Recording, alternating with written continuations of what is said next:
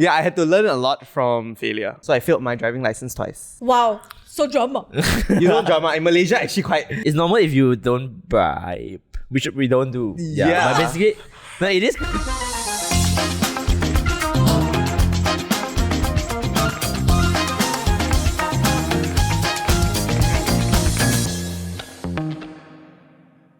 Welcome to our very first episode of Ownself Pandai Pandai. So, to just get to know us a little bit more, okay, because I really just met this guy like once. Okay. My name is Josiah. My name is Caleb. And my name is Kim. All right. I think just to get the ball rolling a little bit, right? So get to know each other a little bit more. What generation do you identify as? You let the most experienced one start first. Yeah. I'm a millennial. Oh, say oh lah. Hi, my name is Caleb and I am a Gen Zer, a very proud Gen Zer. You want Very TikTok content? I am the guy to go to. Yeah. I think I'm borderline. What is before Gen Z? Millennial lah. Zillennial. I think I'm on the brink of Gen Z and millennial. I don't think I relate that much to Gen Z things nowadays. But Also, age-wise, also. also correct. All right. So I think just to move on a little bit, so why are we telling you our generations? Yeah, because I think we want to build a community for Gen Zs and younger people for maybe you're just entering university, maybe you're just finishing university, or you are just entering the workforce. We want to have a space for everybody to just grow with each other and Ownself Pandai Pandai. Yeah, figure things out, because life is honestly really, really hard. And I think we've all had Coming our for the fair millennial. It is hard, okay? You figure it out when you get into the workforce, but we've had our fair share of struggles here and there, but I think we all have a similar experience of having a community to help us along. So this is us building the community with you. Even if you're not like Gen Z, I think, or like millennials, like if you're watching, maybe you are 12 years old, maybe you are studying for UPSR, but you want to, No more UPSR already. What is UPSR? They abolished UPSR already. See, can you tell I'm not relevant? So anyways, even if you're outside the target market, you want to vibe, you want to learn some new things. True. Talking about all kinds of things, so you can just tune in, listen to us, All right, so I think we can segue into then, when was the first time you had to figure things out on your own? Like, we'll go a little bit deeper now. Okay, I will go first. Okay, I think for me, it would probably be like during high school, during that period. Basically my background is like I have 3 older siblings. So I'm the youngest. Then my two older siblings are like super old. No, what Whoa. big age gap? Same thing. So how big is the age gap then? Like my oldest is 13 years older than me. Oh, Then me too! Yeah. So then my second would be 11 years. So then there's that like, it's all planned, guys. God's plan. Like when I was high school, the 2 older siblings already moved out of the family. They're already like married. They have their own plans. So it was just me and my sister, and then our parents. And then our parents at the time is like menopause, a bit older already, stress, many factors. If you have an older parent, you understand. It's legit one. Legit. Yeah. So at that time was like I had to navigate through high school alone through a lot of like parents' stress. Last time we no phone, man. You cannot ask your siblings to help me. Hello? We developed later compared to you guys. We poorer. Yeah, we poorer. What do you mean? So the first iPhone came in later than you. Yeah, so basically I didn't have a phone back then. So was not able to contact much lah. But I think that was when I had to like learn how to do my own homework, then deal with like family stress, scolding parents, then me rebelling, normal things. Scolding parents, like you scold the parents or the parents scold you? Parents scolding me. Scolding us lah, basically. Wow, love it. Understand. You? I got it.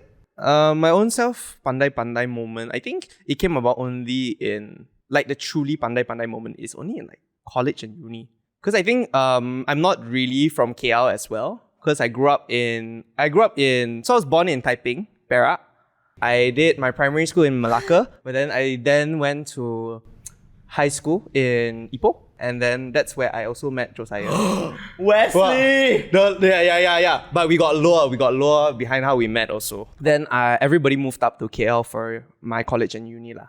They didn't specifically move up for me, but so I think the only point in time where I had to Ownself Pandai Pandai was when I was in KL, where I had to go to college. Shout out Methodist College Kuala Lumpur. Yeah, so I had to transit on my own. I had to take the LRT. LRT? He's like, I need to learn how to take public transport. Correct. Because I think every other state except for KL has accessible public transport. I think taking public transport and like really taught me how to like, okay, you need to budget your savings of like how you're gonna go from this point to this point. If you want to go out with friends, you want to go out for lunch, you go out for dinner, then you got CCA, extracurricular activity, co-curricular activity for you. Then you need to think about, are we going for supper? Are we... You don't have one, right? Of You course for don't dare supper tell lah. me that when in poly, right, you didn't go out for supper. Of course. You're young and energetic. But I think that's when I started to take a lot more ownership for like my living. Yeah. Yeah, like just Like planning for life and correct. expenses and stuff. How about you, Kim? For Being somebody me. so experienced. But okay, honestly, I think I've been quite blessed in my life in the sense where like life, right, has been pretty easy going because I think my parents have been very supportive, especially in school, in secondary school, even in poly. They helped me a lot, right? But then when I started working and I started doing the full-time job, okay, this is the full-time job period where I was doing advertising and everything. That's when I started to go, ooh, life is without parents is pretty interesting. A bit it of wasn't- rah-rah. It wasn't that bad yet because I think you still had the shelter of your own home, right? You know you go home, your parents are there. But then when I think the real pivotal moment for me was when I not moved out lah, but when I moved from full-time to full-time freelance. Wow. Okay, I think let's just circle back on that. So what were you doing beforehand? And then corporate corporate.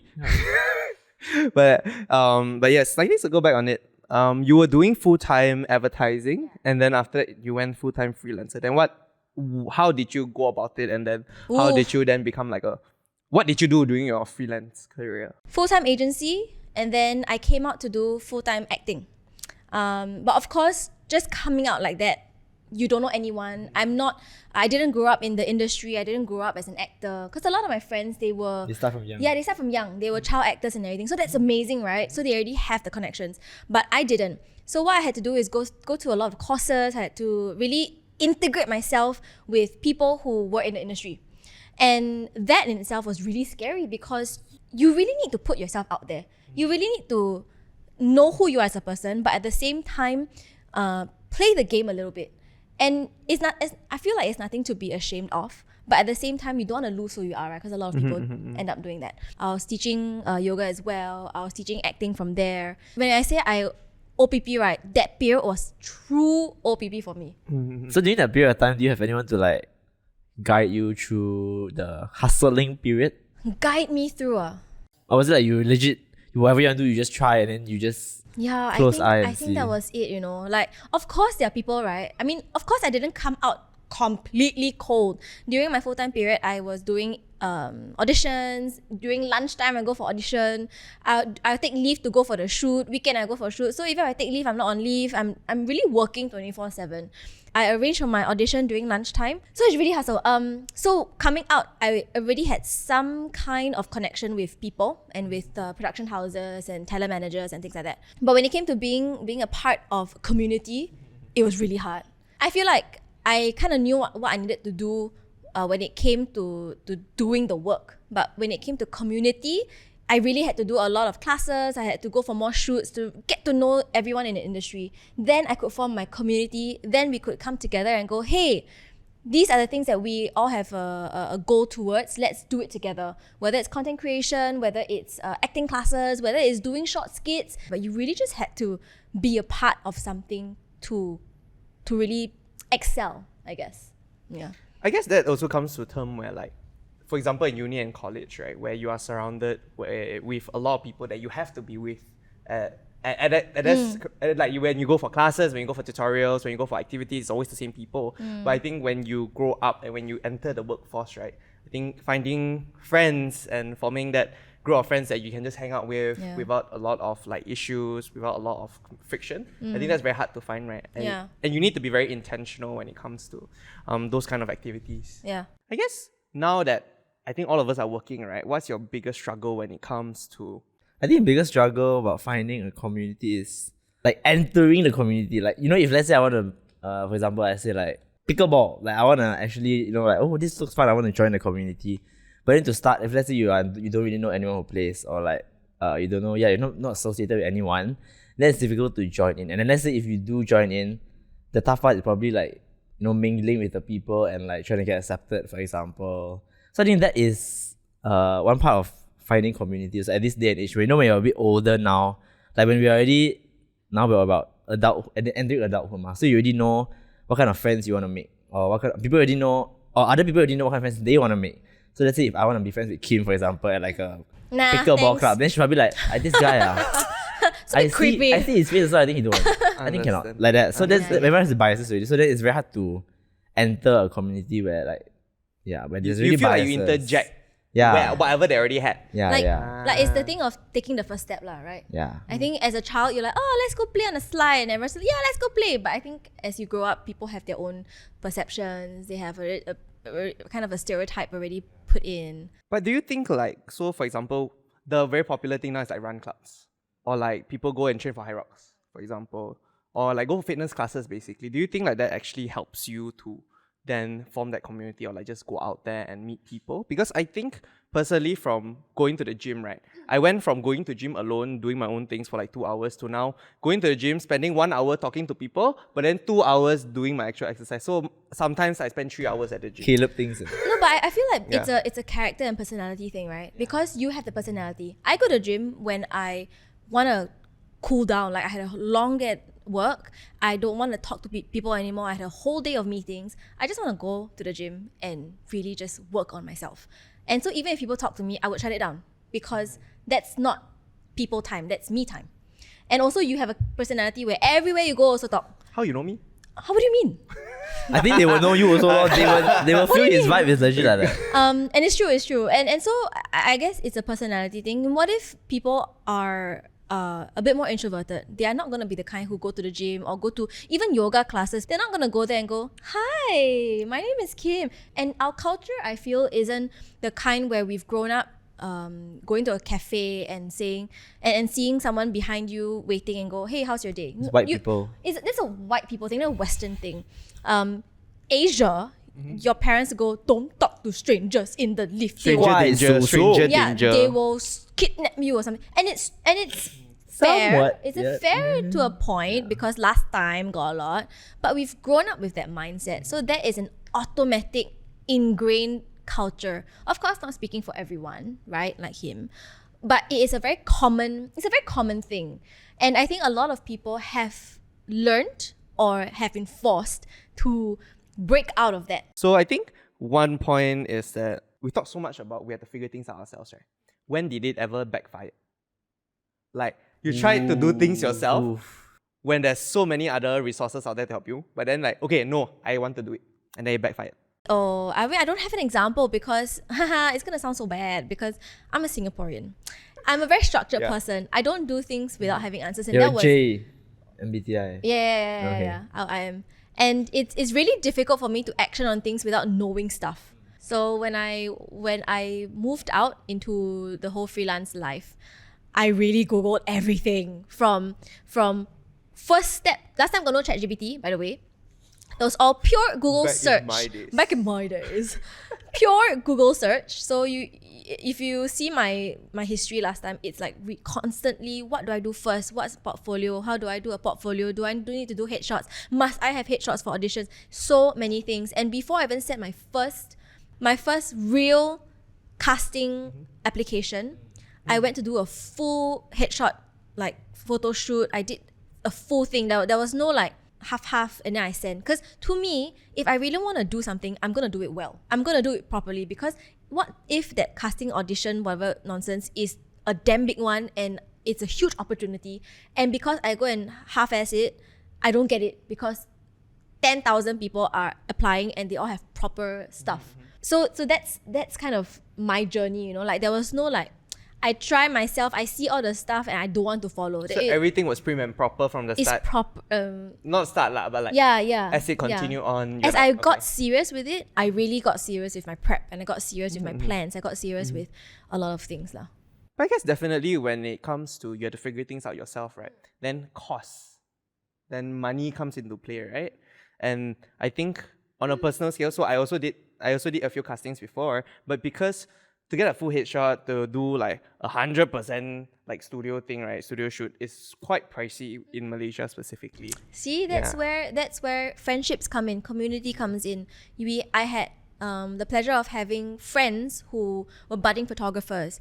I had the pleasure of networking. That's why I say if you're serious about something, you really have to start.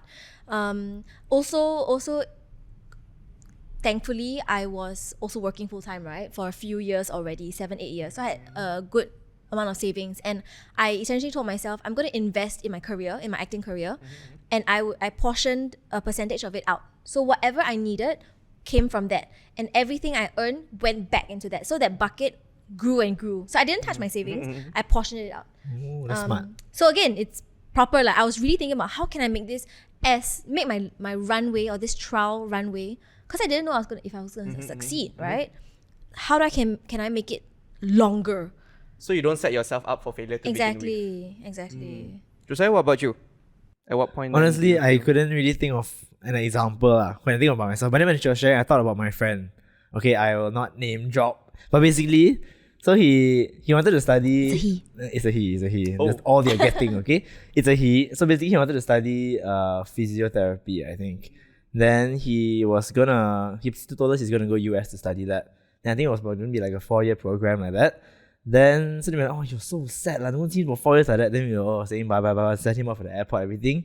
Then he was there for like a month. I think he went there holiday first, like move everything. Then after that, like 1.5 months later, he's like, oh Joe, I'm coming back soon. Then I was like, oh, holiday, you visitation, he missed us already. Then he was like, yeah, he's not coming back. And I was like, oh, okay, why? And he's like, oh, actually, my degree, the physiotherapy, basically in US, their physio is like a medicine degree. So you need like a medicine background. You need a pre-med program. It's No basically way, like, he came back to do pre-med? so you need to do like medicine first, then only you can do physio. So then, of course, he wasn't going to do that lah. So he had to cancel his whole degree. What? After like, 1.5 years, he did not do his research? See, research is so important. Correct. So basically that is, I think it's probably... 1.5 years, bro. He moved there leh. It is. And then after 1.5 years, he realized. True. Yeah. How 1.5 can? months. 1.5 A month. months. Oh, years, sis. Where got years? What is he doing there for 1.5 years? Wait. Also, I like, think what? I was like, just partying. I'm like, what the? Where does the income come from? I don't know. Yeah, but That's even why I was 1.5 months is shooked. also still quite a long still lot. It's still a it's commitment. still Like a you lot. need your family, everything you already planned. Like everyone's already. Goodness. Yeah, so I think that is an example I can think of. I think it's probably it's quite common, I feel, but maybe not to that extent. But definitely doing things like research for even like your degree or maybe like your job. We don't really do full research when we try and do ourselves. Okay, I can settle. I want to study here, I want to do this, but then we don't really if we're not people like him, then we don't know very thorough. Yeah, that's what will happen. So if we're not Singaporeans, No. No. I Keep- know don't put many labels, thorough don't put people. labels. Okay, Yeah, okay, exactly. okay. But some Malaysians are also really, really thorough. Some Hey, Singaporeans but- very lunzun also. But yes. Right. Whoa. No, but the passion. Hey, no, but this is making me really excited, and this is really not a plug. This is my genuine feelings. Okay, but it is really making me excited for the passion versus career conversation. Because after hearing you talk, right, I have so much to say, but we're But not. she's gonna hold it in. Yeah, you hold it in. I will hold You it just in. need to I'll hold tune it. in more. Please tune in, because really, it's. I feel like I'm very passionate about this topic, really, because it is something that I've been through, and I really think, and I've grown so much from it. Like if you knew me 5 years ago to now, I was a completely different person, good and bad. There's both. I've learned both, right? But I really believe that people should love what they do. And there is a way of doing it, but you need to do it well. And you need to know when it is time to throw in the towel or when you push through, because you cannot just one failure then give up. But you also need to know that life is life, right? You need to plan for the future as well. You can't just go, I'm going to do whatever, and then in the end, your future is not so stable. But of course, we cannot deny the fact that sometimes we have the privilege to Exactly. to do so. Exactly. Like So there are some circumstances where we're not discounting the fact that there are some people, some communities that are not given those opportunities exactly. as well. Yeah. Like I said, I was working like 7-8 years, which is why I had the opportunity to do all these things. She hustled first. I really to- hustled It's first. really like- you build your bucket of gold Yeah, and you correct, can spend correct. the gold. Yeah, I hustled to hustle, Can you imagine? Understand? Okay, sorry. Understand, fair. Yeah. All good, but all good. please watch the episode, because I really think that there is going to be a super beneficial episode and really productive as well. Yeah, of course. Personally, backfired.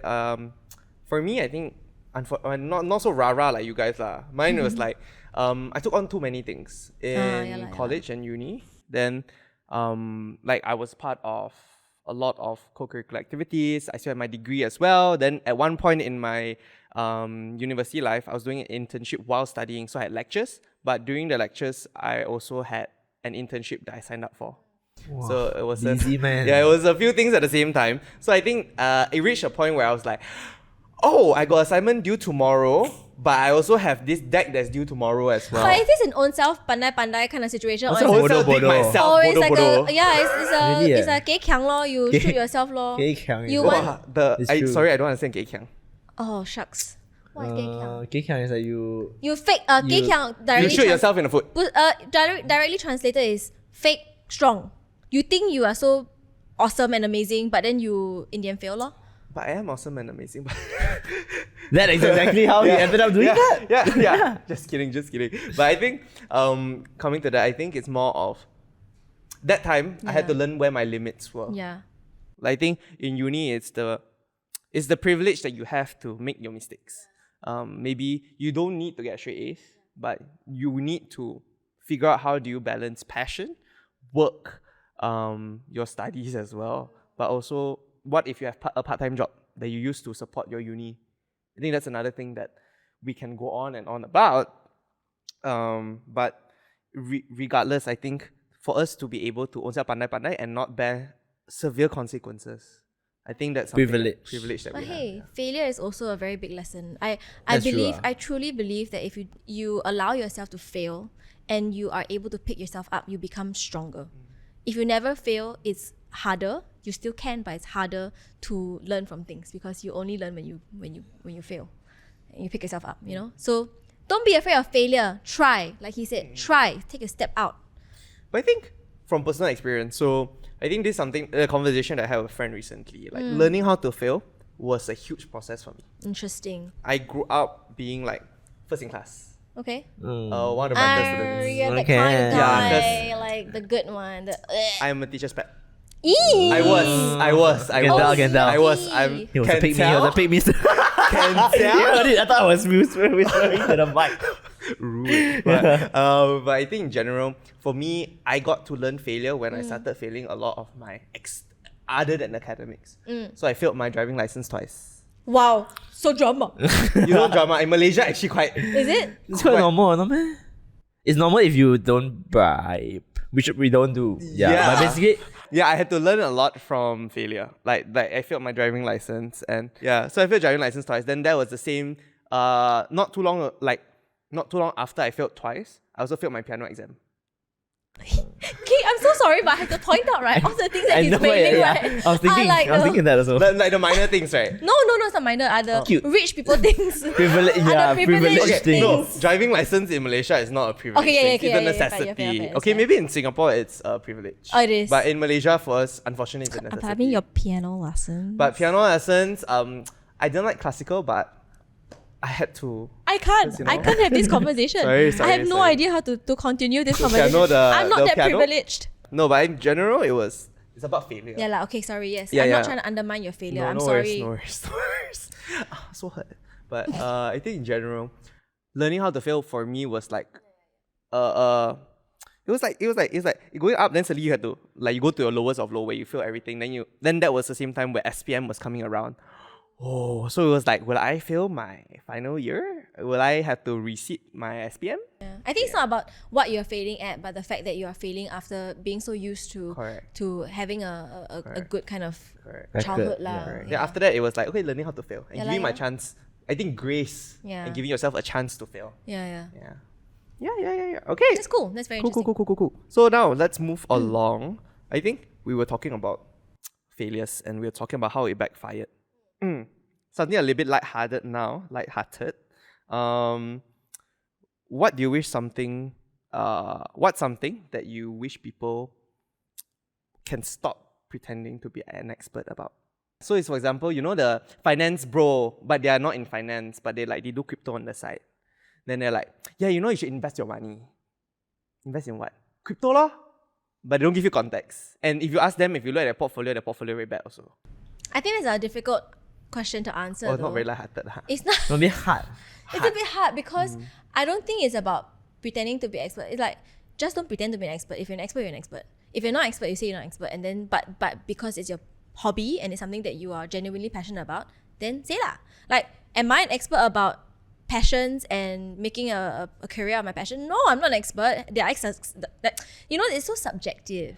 It's so subjective. So am I claiming to be an expert? No, but I'm claiming and I'm just sharing and just wanting to share my experiences so that you can learn from my failures, you can learn from my successes, take whatever you take, don't take whatever you don't want to take, But it's the kind of people who, regardless of topic, who say, you must do this or else fail. I don't think anyone can claim to say something like that. But I think it's like a border, like it's a very fine line between like sharing your passion versus like, I get what he's trying to say. It's like some people, they like, oh, I don't think you should do this. I did it before last time, fail, I cannot. I don't think you should invest in that. Like that's the kind of energy we don't want to get from people when they're sharing. So I think when you share or when you talk about any topic, like let's say like fitness or like, I don't know, finance or like food, these kind of things, when it's the way they share. So when people, the tone that they talk, basically that's what's most important, I feel. Because if not, then you sound very arrogant, you sound very like fake lah. So I think it's just,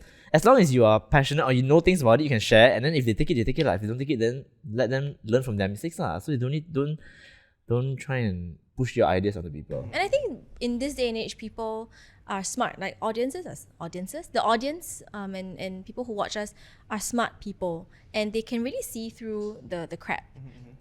Like if you are that kind of person, very naturally you will be weeded out of the entire conversation. You see the people and the content creators and the influencers or topic subject leaders who succeed are the people who are humble in their opinions. And even the ones who are really big, like they are the really like successful ones, you listen to how they talk, right? They're very, this is my way. Yes. It might not work for you, but this is my way, and Of course. and naturally you want to listen to them because they are humble and they actually have results to show. So I don't think it's a topic. I think it's a don't be that person. Understand. Personally, I have. Oh really? I personally, Say. I'm interested too. I personally don't like food reviews on Xiaohongshu. Red note. I don't Why? like food reviews on Red note. Why? Okay, I will defend your. Why? That's my hot take. Because my angle now is more of like, a lot of times reviews, especially food specifically, because it's so subjective, right? Of how you enjoy the place, how did you view the place as very good, right? I feel like a lot of times we use it as a reference, and a lot of time it puts an expectation that like, okay, when you go, I'll expect and experience the same thing. So I get what you mean. Like you don't like like when they're not very insincere, and then they package it very nicely, but it's actually not. The experience is not, I like this place because so and so. It's more, guys, it's very nice. Yeah. Okay. Why? Yeah. I also get what you mean, and I do agree. But for me, I guess it's not so much food because I'm not so much a foodie. But when it comes to like any other topic like lifestyle, beauty, health, all these things which I consume a lot more, like sometimes when brands come to me and say, hey, create content for me, so then I'll look at the content that they have previously created, right?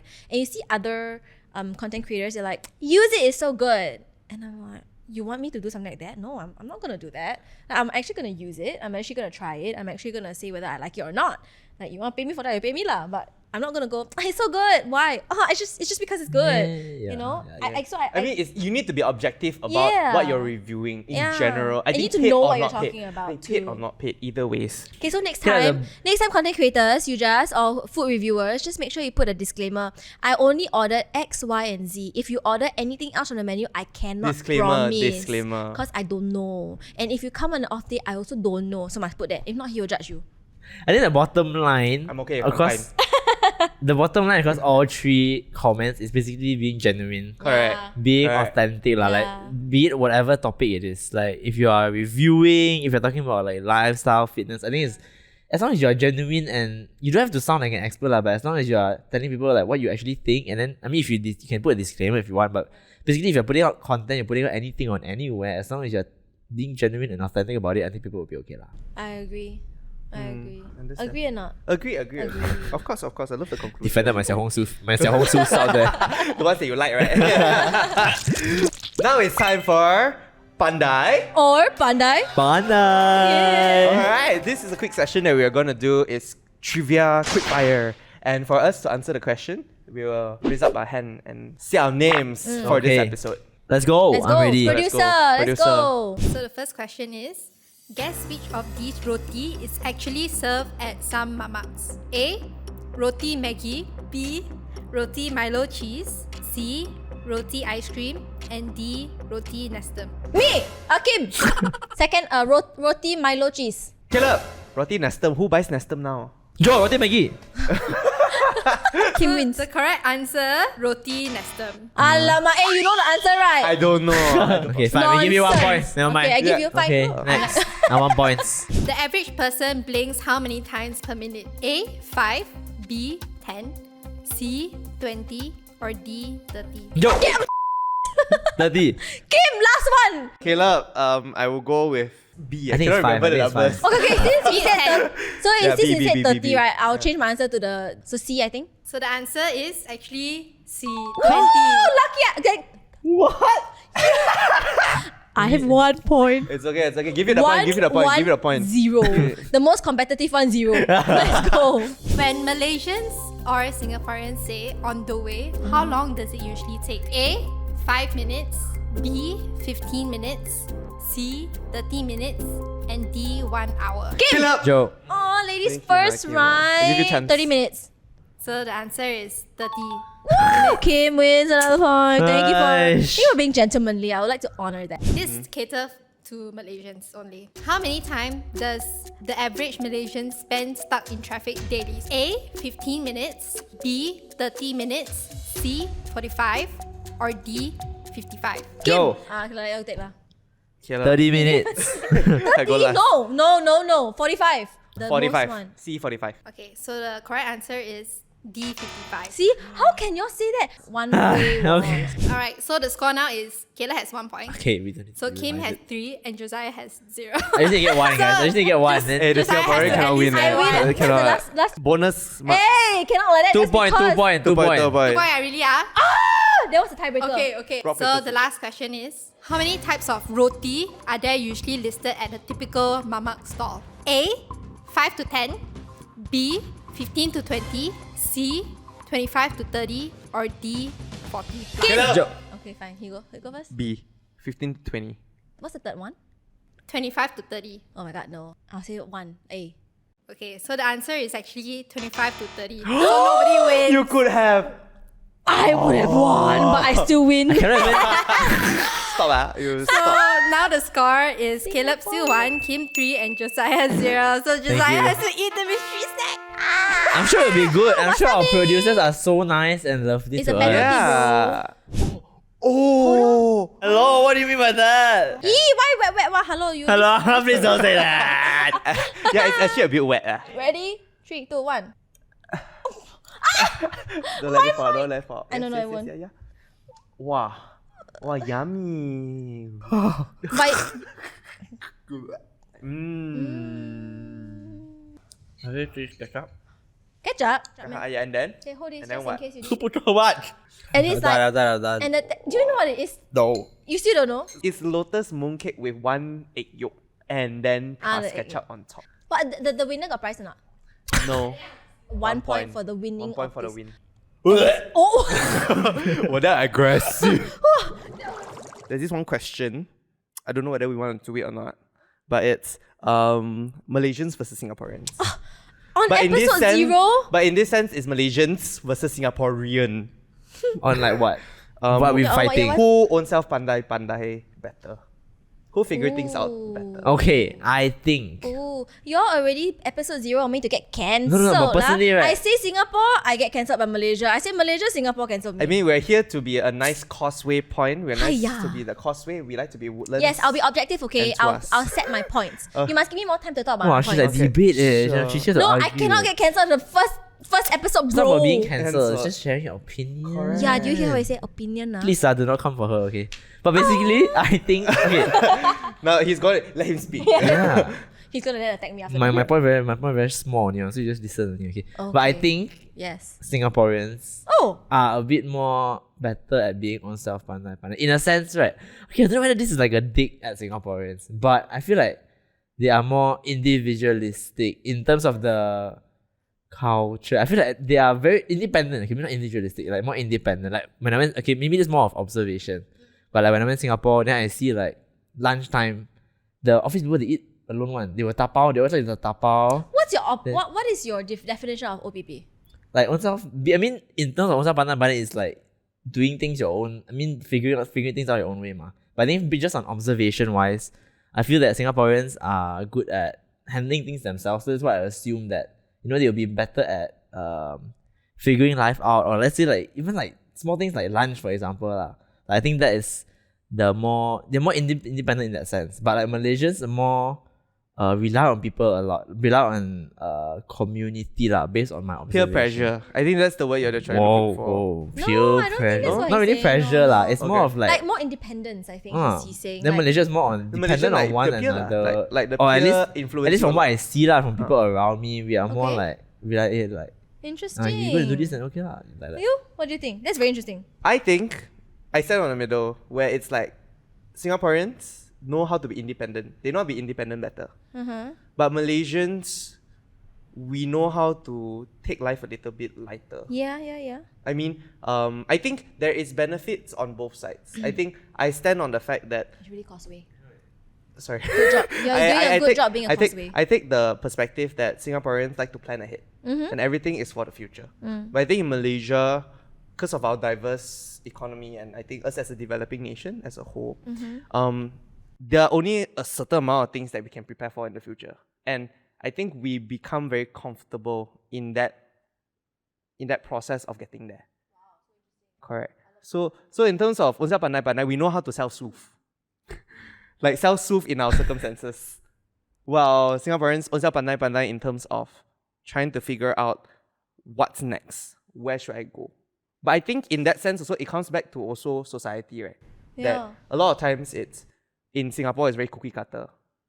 Where it's like, I had to finish primary school, then secondary school, then get into a good JC, good junior college, or good poly. Then after that, I go into good uni. Local uni, cannot overseas because overseas is less desirable. Oh no, for not example. really, but okay. And then after you graduate, then maybe BTO, get a house. Yeah. Okay, we Yeah. get it. I think Oh, basically, okay, sorry. but Kim has our perspective is more biased because like we are not as in touch with both sides. He Yeah. is. He's It's more kind of of- in touch with Yeah, Singapore as okay, well. but He like goes- mine I is travel very often. more on one side lah. So this is Yeah. more of our side of observation. Yeah. So it depends on. I mean, Kim has the best perspective in my opinion to answer this question. I think different. I think different. Not different. best. Like, I think he means because I'm staying here for Yeah, a bit, yeah. so I see So see she's, both like, in touch. cultures. I feel like you both of you raised a very good point. But I think the root of it is what is OPP, right? Are you are you talking about independence? Correct. Are we talking about figuring things out? Yeah. But for me, if I think about that question, I would then go. My automatic response is I feel like Malaysians are actually more a little bit better at Ownself Pandai Pandaiing. Because sorry lah, not Malaysian. Oh, I don't know how. Go ahead. Because I'm defining this as the opportunity to OPP. In Singapore, like you said, it's very structured. You literally kind of know what your life is gonna be. Yes. You're kind of building towards a good career and stuff like that. And to be an entrepreneur there, to be a freelancer there, things are structured and it's easy for you to do admin, but it's harder to succeed because industry is smaller. We've got brands that basically are the main media. For me, talking about acting, we've got someone who is overtaking the main media landscape, and so the opportunities to succeed there is smaller. I mean, to put it this way, I feel like, and my friend, this is taken from someone else, it's not from me, but he says that he's moving out of Singapore to explore acting because he feels that there I think he's in Canada right now, there is an opportunity to fail. There is even opportunities for him to fail. Right, in Singapore, there's not even an opportunity, full stop. So he doesn't mind risking it all to even have the opportunity to succeed or fail. You know what I mean? And I feel like that's the same thing for Malaysia. I feel like here, you guys have an opportunity to do things.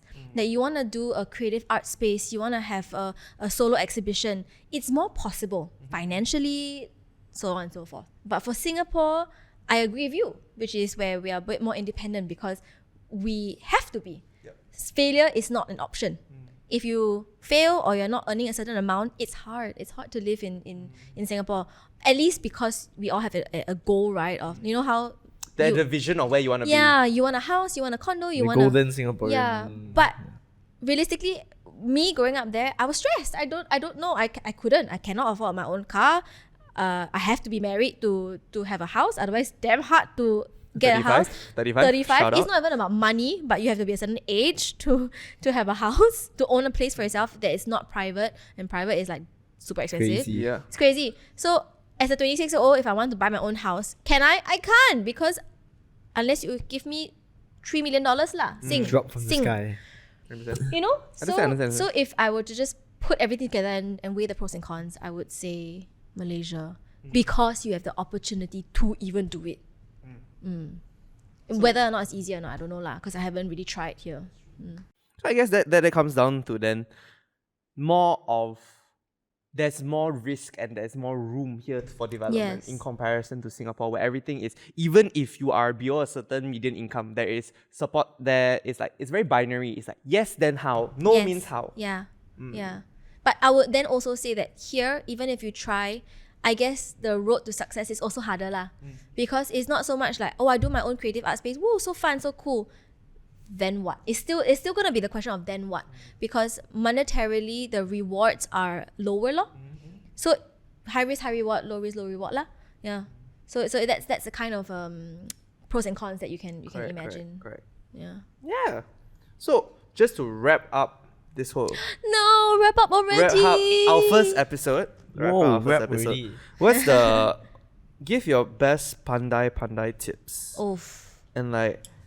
And we will then decide whether it's actually pandai or is it just shock sendiri. Who are you to decide whether my tip is a shock sendiri or pandai pandai? Maybe the comments will decide whether it's shock sendiri or it's actually pandai. Yeah. Is it like in general, like in general like or just any general specific tips, tip? General tips. You wanna go Take it away. I can. You wanna go first since we will talk first? You know? Oh, you guys talk a lot. You do. Yeah, give us your first tip. But I think the first tip is to invest in people that are investing in you so that your mental health is okay. It will be good. So you mental health okay? Yes, mental health okay. Because I think having a very good support system then also gives you that, if it's not monetary support, it's more of emotional support to continue doing what you want to do. To pandai pandai do it. Because I think it's all about having that softer cushion to land on whenever you fall. It's not about not falling. It's not about standing up most of the time or trying to stay up most of the time. Yes, those are important, but what's more important for me is to have that softer landing. That have people that are supporting you. So spend time with people that are willing to invest in you and you likewise. Oh, very deep. Yeah, wait. You're so deep, I think. Wow. How to talk that out, man? Yeah. Don't need to top it. No, don't but need to you top know what occurred to me as he was talking? There's a really clear cultural difference between Malaysians and Singaporeans. I agree with you. It's not that I don't agree with you. That will be on my list as well. But that wouldn't be my top. My top will be very executional. His is very wellness, self-care. But for me, it's if you really want to Ownself Pandai Pandai, right? And you really want to figure things out, my top tip is to not be scared and just do it. To really tell yourself, if this is something that I want to do, and I'm talking mainly about career because we talked about it a lot. If it's something that you really want to do, friends you want to make a change in your life, you got whatever you want to do, I think you need to be serious about it. Because it's one thing to say, oh yes, I really want, and to challenge it a little bit, even if I had friends who supported me a lot, so your friends can support you, but they can't do the work for you. I think to really OPP and to figure things out at the best you can, you really need to get serious about it. And it sounds so bad because it sounds so like do it, like so. Like you so sound like a army, like a general. But it's true. I feel like you can say a lot. We can say a lot. We can give so many tips. You can go and research a lot. You can do whatever you want. But if you don't take that first step because you scared lah, you scared to fail lah, you don't know what you scared lah, or you just every day at home and you're like, tomorrow lah I do. Tomorrow it's okay. Today I'm still okay. Today I'm still okay. Then it will never come. So, I feel like even stuff like taxes. Even if your friends say, you must do, I support you, I help you, I teach you, I'm here for you. But if you don't open up the tax portal to do it, you will never do it. Correct. You never face the challenge. You have to face the biggest mountain before you are confident enough to face the smaller ones, right? Yeah. But I think caveat also, just make sure that your mountain is actually a mountain lah. It's not a scam. Or like the risk is too high that you cannot bear.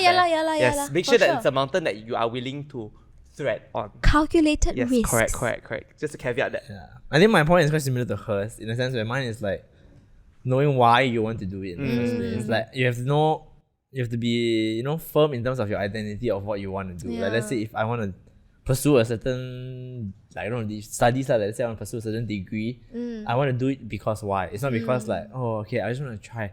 I want to try and see lah. Then try already, then someone say, actually I don't think it's good. It's like, actually I don't think it's good also. Yeah, then you start to, then you don't really know why you're doing things. So if you want to actually jump into it, like what she's saying, like you don't just jump into it and just take the first step. But if you're taking the first step, do you actually know why you're taking the first step? If you're just jumping into it and then you don't know why, then you're not going to succeed very long, even if you do succeed. So I think it's about knowing why you want to do it in the first place, and then you stick to it lah. Like you have to be firm with it. People are going to maybe say, hey, I don't think so, but you can take into consideration. But as long as you know why, I feel like you're good to go. You might not succeed in the first place, but maybe as time goes by, eventually it should work out as long as you are stuck to your own identity though. Yeah, so I think that concludes our first episode. I'm so fast interested. Crazy. Very fast, yeah, I Good think luck so editing, too. we said too much. But I think if you want to know more, do also stay tuned to our channel. I think the main goal for Ownself Pandai Pandai is for us to grow together. Because I think as much as we have a lot of things in life that we have not figured out. Yeah, I think although we have experience, but it's a lot. We are just figuring out life together. And my experience doesn't encompass everyone's experience as well. It's really specific to what I've been through and the industry that I'm in and the country that I was in as well. Correct. So it's not like the only opinion. So let's figure it out together. You have differing opinions, please feel free to comment, because what we are saying is not the be all and end all, Also be nice in the comments. Yeah, please. Encouraging, so that we can give you better content. Wow. So thanks guys for listening. We had a blast talking and just sharing our opinions. Okay, thanks for coming. Bye. Bye. So stay tuned for new episodes. We are really excited. There's super awesome topics that we'll be covering. And as you heard, we are super excited to talk about them. So yeah. We're yapping. We just love yap.